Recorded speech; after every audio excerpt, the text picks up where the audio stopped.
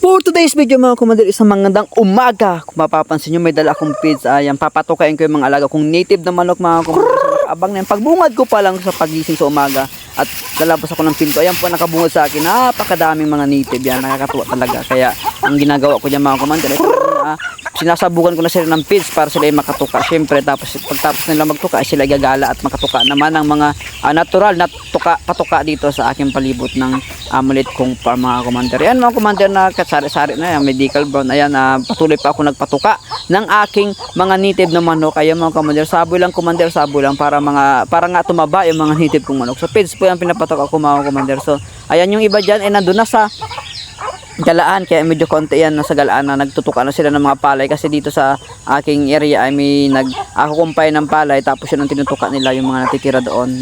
Nadayami pala, nadayami. Ayan mga kumadero, napakadami ko ng mga alagang native na manok. Ayun, so nakakatuwa talaga kapag halimbawa may alaga kang native na manok, may titinulahin. Hindi lang titinulahin, may may adubuhin pa. Ayan mga kumadero, so talaga ako ay magbabawas na ng mga native kong manok. So sobrang dami ko ng native na manok mga kakumander. So unexpected yan kasi diba? Tingnan nyo pa ito, diba? Ayan ang native kong manok napakarami. So ang ginawa ko na dyan ay pinakastahan ko na dun sa mga malaking manok. Punta tayo sa aking gulayan. Halaman na na kalabasa Ito kasi parang namalmaan, naninilaw. Yan, so hindi ko alam kung bakit pero inano ko na ng tubig ito, pinasawaan ko ng tubig. Pero okay naman kasi nagbulaklak na siya. Indikasyon na healthy na yung kanyang puno, no? So ayan, ito po. Halos naka-recover na lahat yung aking tanim na kalabasa. Dati talaga ito ay naninilaw at nalalanta kaya kulang talaga sa tubig. Kaya talagang todo ayuda sa tubig ang ginawa ko dito. Ayan, tapos in-sprayan ko na sila kagabi. Di ba? Naka-recovered na. Dati talaga naninilaw, pagkatapos ng lantan nanilaw sila, tapos yun doon ako na bahala. Talagang tinutukan ko na sa tubig mga kumander. Puro ang ginawa ko dito tubig na lang. Ayan mga kumander, diba, full recovered na yung aking tinanim na kalabasa. Ayan, diba, talagang dilig lang talaga sa ang kailangan talaga ng halaman, dilig. Sabi nila mas maganda daw magtanim ng tag-init, basta ka lang sa sa tubig, alalay ka talaga sa tubig. So okay naman yun, talagang totoo yung mga sinasabi nila. Maganda talaga magtanim pag tag-init. Maganda lang dito may source of water na akong pinagkukunan kahit medyo malayo at makakapagod. Okay lang yun. So ito, ayan, first na bulaklak niya. Hindi ko alam kung didiretso ito, pero hindi ko na siya muna pinakastan kasi nga sobrang bata pa yung kanyang tawag yan, puno. Kaya ewan ko kung matutuloy siya. Kung matutuloy siya. Kung hindi ay di bahala siya. 'Di ba? Kasi nga sobrang bata pa yung puno niya. Kailangan kasi magsanga pa siya dito, magsanga pa. Ayun ang pinakang target ko. Itong puno ito ay magsanga pa dito, magkaroon ng sanga katulad nito. Ito. Ayan, katulad yan. Yan. Katulad yung isa na yun. Kailangan magsanga pa siya matuloy para mas maganda ang gapang at penetrate yung yung puno, makabigay ng sustansya sa magiging bunga kapag halimbawa yung sanga ay medyo malayo doon sa puno. Ayan mga kumader, full recover na siya. Katawa naman, tagang sipag lang at syaga talaga para makarecover ng maayos. Katulad nito, ayan, kailangan may ganito. Ayan, may ito to. Ayan, kailangan kasi ito may mga sanga dito. Ayan, katulad dito, okay ito dalawang sanga medyo malayo sa puno.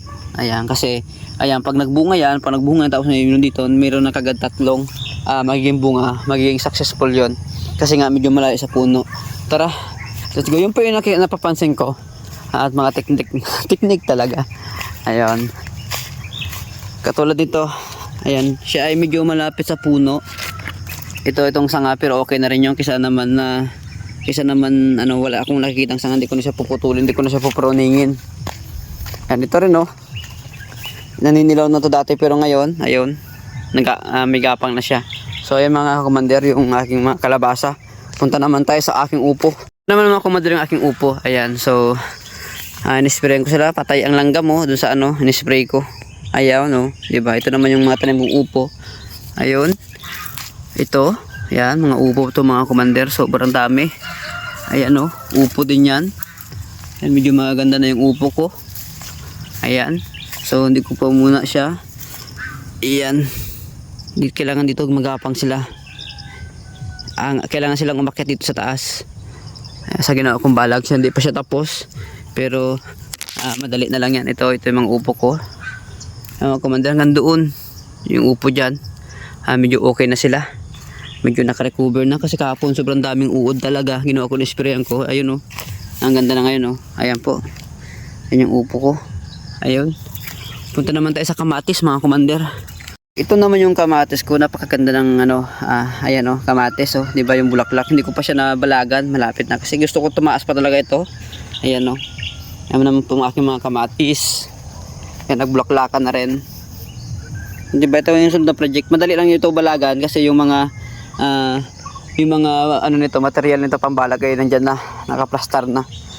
Ayun, ito yung aking kamatis.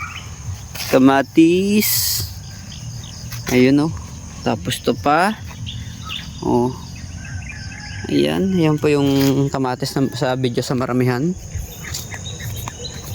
Ayan po yung puro kamatis po yan. Tapos yan, hanggang dun puro may tanim pong kamatis yan. Punta naman tayo dito sa aking sitaw. Yun, ito yung pagtutor ko ng mga tanim ko dito at yung mga viewers ko na nakatutok sa aking mga pananim. Yan, medyo ang sitaw ko ay medyo okay naman. Ayan, yun po. Yan po, puro sitaw lahat yan. Ayan, sitaw. Ayan. Ayan po, hindi ko na ma-check kung ilang piraso ang puno. Ayun.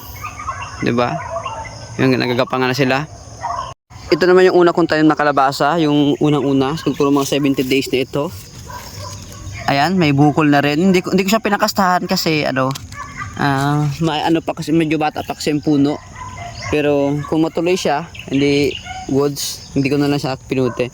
Pero ito, mga komandero, diretso na. Ayan, ito yung pinakita ko rin kahapon. Ito yung unang tanim ko ng kalabasa. So, diretso marami siyang okay yan. Ayan, ito pa. Tagang inalagaan ko. Kahit na nilaw, tagang pinarecover ko. Para maging okay ito. Ayan, hindi ko alam kung didiretso itong bunga na ito. Pero tingin ko, hindi siya magdidiretso. Ayan. Meron pa dito. Saan pa ba? Aha. Ayun. Ito. Hindi ko alam kung didiretso rin siya, Hindi ko siya kagad napansin, kaya hindi ko siya pinakastahan. Saan pa ba meron? Ayan. So ito yung unang tayo ng kalabasa. Medyo sobrang init. Medyo tagang sobrang init ng panahon dito sa amin. Ayan. So may mga bunga na dyan. Yan dito yung pinapakita ko sa inyo malaki dito na siya. Hindi ko na sa videohan kasi lagi na lang siya nabibidyohan. Ayan. So yung ginawa ko dito, medyo sumablay itong unang tanim ko ng kalabasa kahit doon. Yung tanim ko doon na pinasunod ko doon ay tagang inalagaan ko na. Kasi dito sumablay ako. Pero bumunga naman kahit medyo sumablay. So bali hanggang dito na lang ang pagko-content ko at pagpapasyal ko sa inyo sa aking halamanan, sa aking gulayan. So kung nakaabot ka sa video ito, paki-share naman po, paki-follow at paki-like po ng aking video. So maraming salamat.